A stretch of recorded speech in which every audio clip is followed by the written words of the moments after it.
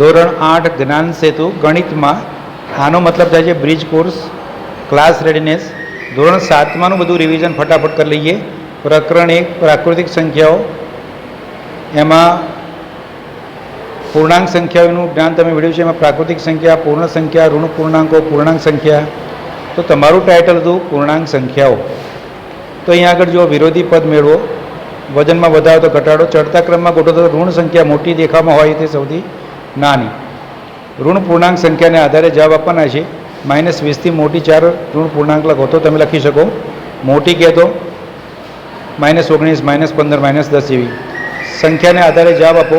જો આપણે -2ની જમણી બાજુ 4 પગલાં ચાલીએ તો ઋણ સંખ્યાથી 4 પગલાં જમણી તરફ જઈએ એટલે તમારે સંખ્યા રેખામાં જમણી તરફ ખસવાનું, તમારો જવાબ આવશે 2. એ જ પ્રમાણે પૂર્ણાંક સંખ્યાના સરવાળા સંખ્યા રેખાની મદદથી કરો. ધન સંખ્યા ઉમેરો એટલે જમણી બાજુ ખસવાનું, ઋણ સંખ્યા ઉમેરો એટલે ડાબી તરફ ખસવાનું. આ તમે ભણી ગયા છો. જો ફરીથી ઋણ સંખ્યા ઉમેરો એટલે ડાબી તરફ ખસવાનું, ધન સંખ્યા ઉમેરો એટલે જમણી તરફ ખસવાનું. જાતે ગણીય સંખ્યા રેખાની મદદથી તમે સરવાળા આ રીતે કરી શકો છો. સંખ્યા રેખાનો ઉપયોગ કર્યા વગર પણ તમે સરવાળો કરી શકો છો. એ પરીક્ષા માટે ખૂબ મહત્ત્વનું છે. એક ધન સંખ્યા અને એક ઋણ સંખ્યાનો સરવાળો હોય ત્યારે નિશાની વગર બંને સંખ્યાની બાદબાકી કરવાની અને મોટી સંખ્યા દેખાતી હોય તેની નિશાની મૂકવાની. તો આને 11 વિચારો, આને 7 વિચારો. 11માંથી 7 જાય તો 4. હવે મોટી કોણ સંખ્યા છે તો 11. 11ની નિશાની ધન છે તો ધન મૂકવાનું. ક્લિયર? ફરીથી ધ્યાન આપવાનું. એક ધન સંખ્યા હોય, એક ઋણ સંખ્યા હોય, એનો સરવાળાની જ્યારે વાત આવે ત્યારે નિશાની વગર સંખ્યાઓ લઈને તેની બાદબાકી કરવાની અને મોટી દેખાતી સંખ્યા આગળની નિશાની તમારે મૂકવાની છે. 2 ઋણ સંખ્યા આવે તો તમારે બંને ઋણ સંખ્યાનો સરવાળો કરવાનો. જ્યારે ઋણ સંખ્યા બંને હોય તો બંને ઋણ સંખ્યાનો સરવાળો કરવાનો અને પરિણામ પણ ઋણ મૂકવાનું છે. તો સમજો કે આ બંને ઋણ સંખ્યા છે તો -7 અને -9 આ બંનેનો સરવાળો થાય -16 અને આ બંને ધન સંખ્યા છે, સરવાળો થાય 20. હવે ફરીથી આગળ વધો. એક ધન સંખ્યા, એક ઋણ સંખ્યાનો સરવાળો મતલબ 20 અને 16ની બાદબાકી કરો તો 4. મોટી નિશાની કઈ છે તો 20 આગળની છે તો જવાબ આવશે ધન 4. આ પ્રમાણે તમે સંખ્યાને પેટર્ન વેરી સિમ્પલ છે, તમે જાતે કરી શકો છો. હવે પૂર્ણાંક સંખ્યાઓના ગુણધર્મો. તો પૂર્ણાંક સંખ્યાઓ સરળ વિશે સમૃદ્ધ છે, બાદબાકી વિશે સમૃદ્ધતા ધરાવે છે, ક્રમનો ગુણધર્મ ધરાવે છે, જૂથનો ગુણધર્મ પણ છે. સરવાળા વિશે તટસ્થ સંખ્યા 0 છે, 0 છે. જાતે કરીએ, જાતે ગણીએ, જેની અંદર તમારે ગુણધર્મનો ઉપયોગ કરીને તમારે કિંમતો લખવાની છે. હવે ગુણાકારની વાત છે તો એક ધન સંખ્યા અને એક ઋણ સંખ્યાનો ગુણાકાર હંમેશા ઋણ સંખ્યા મળે અને 2 ઋણ સંખ્યાનો ગુણાકાર હંમેશા ધન સંખ્યા મળે, આ ઋણ સંખ્યા મળે. તો તમારે એ પ્રમાણે ગુણાકાર કરીને મૂકી દેવાનું છે. આનો જવાબ બોલો, ચાલો કેટલો આવે? 8 ચોક 32 -32. અને આનો જવાબ કેટલો આવે? 2 ઋણ સંખ્યા તો 30 આવે, ધન આવશે. આ પ્રમાણે હવે ગુણાકાર વિશે ગુણધર્મો જોઈએ. તેમાં ગુણાકાર વિશે સમૃદ્ધતા છે, ગુણાકાર વિશે ક્રમનો ગુણધર્મ જળવાય છે. 0 વડે ગુણાકાર કરો તો સંખ્યા 0 મળે. ગુણાકાર વિશે તટસ્થ સંખ્યા 1 છે. ગુણાકાર વિશે ક્રમનો ગુણધર્મ છે તેમ જૂથનો ગુણધર્મ પણ જળવાય છે. વિભાજનનો ગુણધર્મ એટલે ગુણાકારનું સરવાળા પર વિભાજન. બહુ જ અગત્યની વાત આ છે જે તમારે ખાસ તૈયારી કરવાની છે, જે 8મા 9મા 10મા બધામાં કામ લાગશે. પણ ધ્યાન રાખવાનું છે અહીંયા આગળ ગુણાકારનું સરવાળા પર વિભાજન થાય પણ સરવાળાનું ગુણાકાર પર વિભાજન થઈ શકે નહીં. આ તમારે યાદ રાખવાનું છે. એ જ પ્રમાણે ગુણધર્મનો ઉપયોગ કરીને તમારે અહીંયા જવાબો લખવાના છે. ચકાસવાનું કહે તો તમારે એ કરવાનું, ડાબી તરફના જે કિંમતો છે તે શોધવાની અને જમણી તરફની કિંમતો શોધવાની.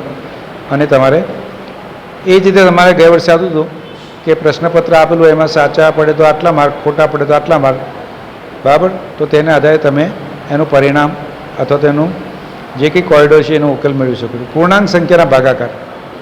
તો ભાગાકાર કરવા તો સેમ રીત છે.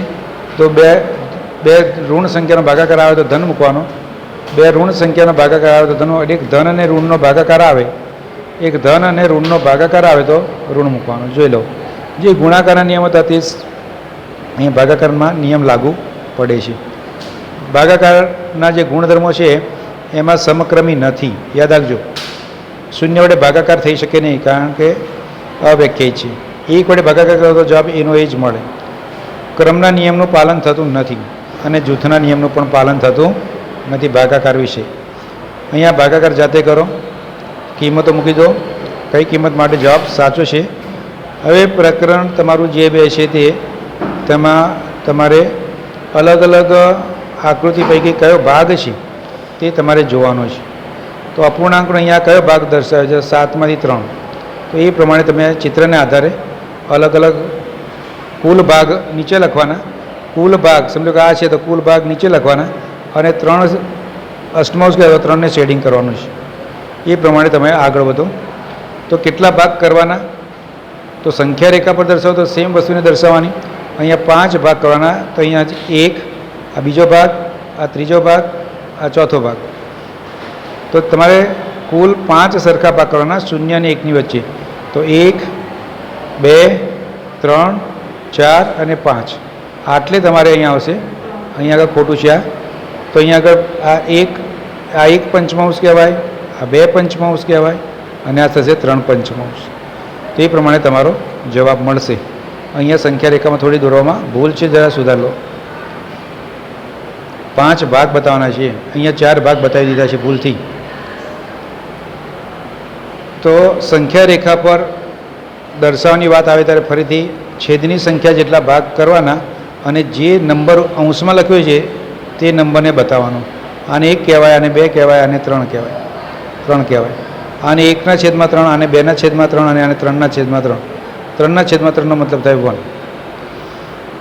આ પ્રમાણે તમે સંખ્યા રેખા પર અલગ અલગ સંખ્યાઓ. શુદ્ધ અપૂર્ણાંક કોને કહેવાય? અંશ નાનો છે, અંશ નાનો અને છેદ મોટો. તો અશુદ્ધ કોને કહેવાય? અંશ મોટો અને છેદ નાનો.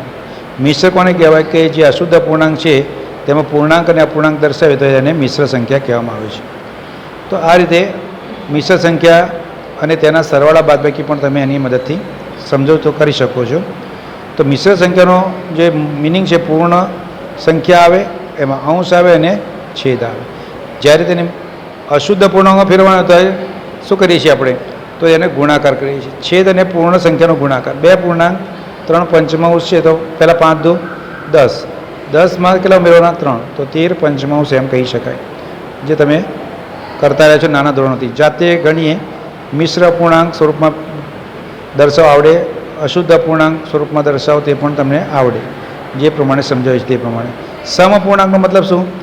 અંશ અને છેદમાં એવી સંખ્યા ગુણો કે તેથી સંખ્યાના મૂલ્યમાં ફેર પડે. 1/4 બોલો કે 2 અષ્ટમાંશ બોલો. 1/4 મતલબ 4 માર્કનું પેપર હોય ને 1 માર્ક આવે. કોઈ 8 માર્કનું પેપર આપે ને 2 માર્ક આવે તો બંને વાત કેવી કહેવાય? સરખી કહેવાય, જેને સમ અપૂર્ણાંક કહેવામાં આવે છે. મતલબ અંશ અને છેદમાં સરખી સંખ્યા વડે ગુણાકાર.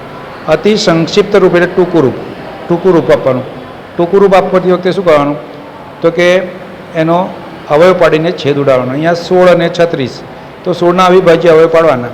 બરાબર. 4 2 દુ 4 દુ 8 દુ 16 અને 36ના 3 તારી 9 9 દુ 18 દુ 36. તો જે સમાન અવયવ છે કટ કરી નાખવાના. તો 4/9 તમારો અતિ સંક્ષિપ્ત સ્વરૂપ થાય.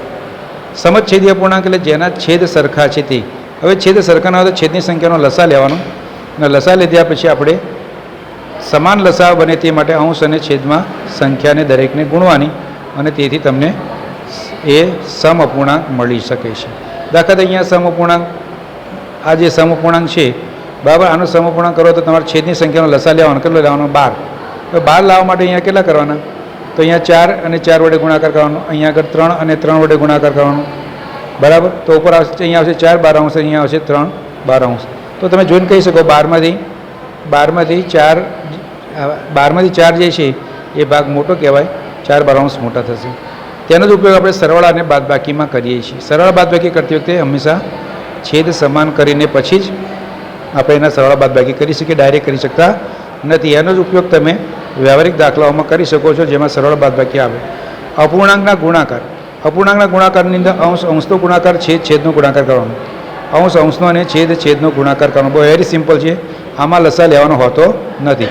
જો કટ થતો કટ ડાયરેક્ટ પણ કહી શકો. 3 3 કટ, 2 2 કટ, જવાબ આવે 1. સમાન સંખ્યા ફરતી જ્યાં આપો. આવું કંઈ પણ આવે ત્યારે તમારે કટ થઈ જાય એટલે 0 નહીં સમજવાનું, કસુનારીઓ નહીં સમજવાનું. ભાગાકારમાં હંમેશા જવાબ 1 આવે. કારણ કે ઉપર 6 છે, નીચે છે. 6 ભાગ્યા 6 કરો તો જવાબ 1 આવે છે. એ જ રીતે તમે કેટલા ગણા થાય, કેટલામાં ભાગ થાય, તો એ પ્રમાણે તમે અપૂર્ણાંક સંખ્યાનો ગુણાકાર અથવા ભાગાકાર કરી શકો છો. અપૂર્ણાંક સંખ્યાના ભાગાકાર, તો ભાગાકારની અંદર પણ તમારે ગુણાકારની ક્રિયા સમજવાની છે. ગુણાકારનું વિરોધી થાય ભાગાકાર. દાખલા તરીકે આ વડે ભાગવું છે એનો મતલબ શું? તો સાત જે સંખ્યા છે તેનો વ્યસ્ત વડે ગુણાકાર કરવાનો. સાત છે તો એના છેદમાં 1 હોય, એનો વ્યસ્ત કેટલો થાય? 1/7. તો 1/7 વડે તેને ગુણાકાર કરવાનો. કોઈપણ સંખ્યાને ભાગવી મતલબ તેની વ્યસ્ત સંખ્યા વડે. 12 ભાગાકારમાં 3/4, તો 3ની જગ્યાએ ગુણાકાર કરો અને 4/3 કરો અને છેદ ઉડાડો. 4 ચોકુ 16. એ પ્રમાણે તમે આ બધા દાખલા જાતે કરી શકો. અહીં આગળ પણ દશાંશ સંખ્યાઓ જે છે તેમાં તમને ખબર છે કે દશાંશ સ્થળ પછીની સંખ્યાને આપણે દશાંશ પછી શતાંશ એમ બોલીએ છીએ. આગની સંખ્યાને આપણે એકમ, દશક, સો એ રીતે બોલીએ છીએ. એ જ પ્રમાણે તમારે અહીં આગળ બોલતા જવાનું છે. 8 દશાંશ કે એનો મતલબ શું?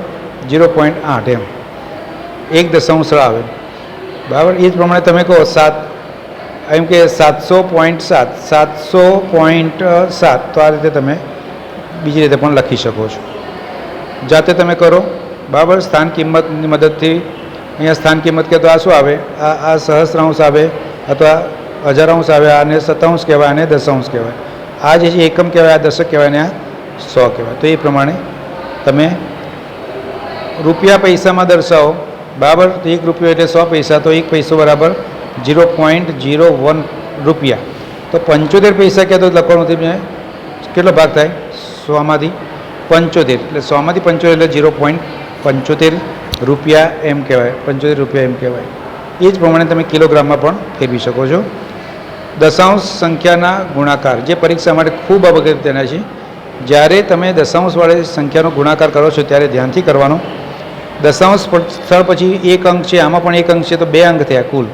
તો ગુણાકાર 7×5 = 35 કર્યા પછી પાછળથી 2 અંકો તમારે દશાંશ સ્થળ તરીકે લેવાના છે. અહીંયા આગળ જો એક જ સ્થાન છે તો 27 અને 4નો ગુણાકાર 108 થાય, પણ પાછળથી 1 અંક લેવાનો અને એ પ્રમાણે ગુણાકાર કરવાનો. ખૂબ અગત્યનું છે, તમને પરીક્ષામાં પૂછી શકે એવું છે, બરાબર. અહીં ગુણાકાર શોધન કહે તો તમારે પહેલાં શું કરવાનું? 6×18 તો લખી દેવાના. દશાંશ સ્થળ 1 અંક છે તો 1 લખવાનું. આ રીતે તમે બધામાં કરી શકો છો. દાખલા તરીકે આ લખ્યું છે તો પહેલાં અંકો સાદા લઈ લો. ચોકું 16 થઈ ગયા. 16 લખ્યા પછી શું કરવાનું છે? દશાંશ સ્થળ 2 અંકો છે અને 1 અંક, ટોટલ 3 અંકો છે. 3 અંકો કાપવાના છે તમારે. 0.016 એ પ્રમાણે તમે ગુણાકાર કરો. ભાગાકારમાં પણ સેમ જ પદ્ધતિનો ઉપયોગ કરવાનો છે તમારે કે 0.6/3. તો 0.6/3 ભાગાકારની જગ્યાએ તમે ગુણાકાર કરી શકો, બરાબર છે. ગુણાકાર કરીને 1/3 કરી શકો. આને તમે સાદા રૂપ તરીકે લખવું હોય તો 6/10 લખી શકો. આ 1/3 લખી શકો, કટ કરી શકો. 3 દુ 6 શું આવ્યો? 2/10 એટલે 0.2. અથવા ડાયરેક્ટ તમારે ભાગાકાર કરવાનો. 6/3 કરો એટલે 2 આવે, 0.2 એમ તમે ડાયરેક્ટ લખી શકો છો. તો અહીંયા વેરી સિમ્પલ છે બધું. તમે શાંતિથી લખો. અહીંયા આગળ 9 વડે ભાગવા એટલે શું આવશે? 90ને 9 વડે ભાગવા એટલે 10 આવશે, 0.10. આ પ્રમાણે તમે આગળ વધતા જાઓ. આ રીતે ચેપ્ટર 1 અને 2નું રિવિઝન તમે અહીંયા જોઈ લીધું. એ પ્રમાણે પરીક્ષા માટે ખૂબ જ અગત્યનું સરવાળા, પૂર્ણાંકોના, બાદબાકી, ગુણાકાર અને ભાગાકાર જે પરીક્ષામાં પૂછાય કોઈ પણ સ્કૂલ હોય તો પણ.